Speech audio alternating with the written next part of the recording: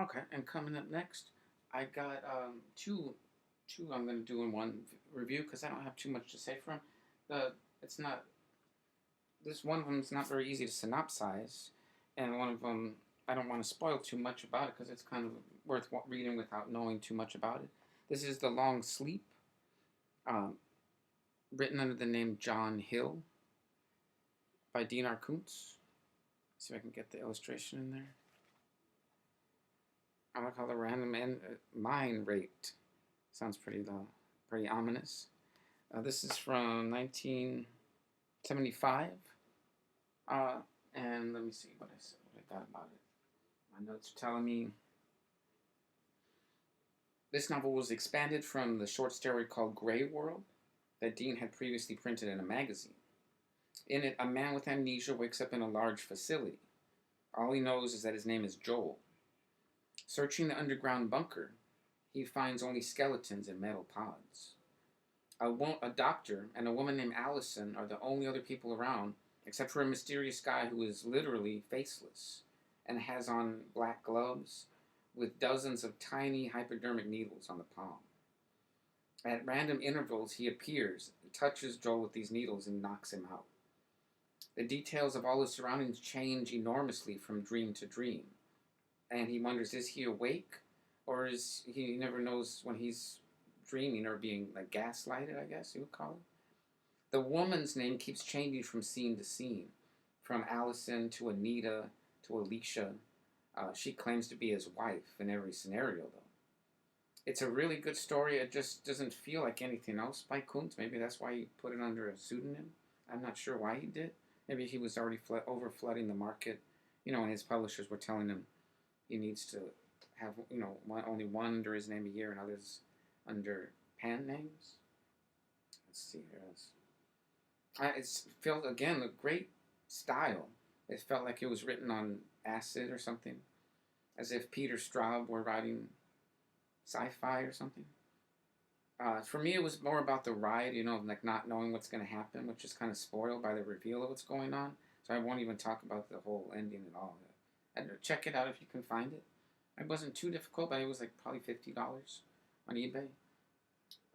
The giant mushroom fungus monsters that appear are very strange and out of place. It just seems like he threw in a random idea about giant mushrooms. Makes me wonder if Dean was, trying mushrooms. I don't know. Again, it was the 70s, so maybe this stuff just came up.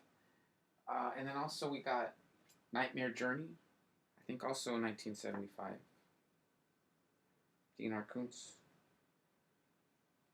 This one is... I don't know if I can get all this in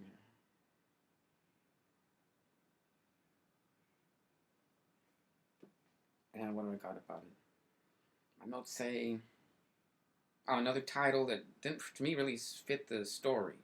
Nightmare Journey. It could have been called anything from what was going on. It's about a guy and a talking bear who go on a road trip to escape intergalactic government forces. The book was written like 3 or 4 years. It actually was published, according to Dean's biography, which would have made it like written in like 71 or something. And then he had to shelve it. But it was the final and last release of all of his straight sci-fi before he moved on to thrillers like The Face of Fear and Whispers and such. There's a hilarious scene that's similar to the training montage in Rocky, or, Team America. Everyone Rocky had a montage, that thing. The hero needs to bulk up in order to be of any assistance, his friend, the talking bear. So they have to, train for a few weeks before they fight anybody, and it's a little hilarious. I got a quote here from page 199 of Catherine Ramsland's biography. The contract for the book had actually been signed in 1971 and had been delivered in 1972, but Berkeley failed to publish it for 3 years from its delivery. It's Dean's last straight science sci-fi novel, taking place 100,000 years after aviation was developed. Jask Zinn is on the run. He joins up with a mutant called Tedesco, and together they journey to the wilderness. There they encounter an alien intelligence who wants to protect those creatures on the universe who possess extrasensory powers. In this novel, Dean presents us with opposing images of God. One is that of a benevolent ruler who will help us when we prove ourselves worthy of paradise. But the other is something so incompatible with our humankind that even contact with him drives people mad. Well, that's all I got to say about those two. Coming up next, a werewolf among us.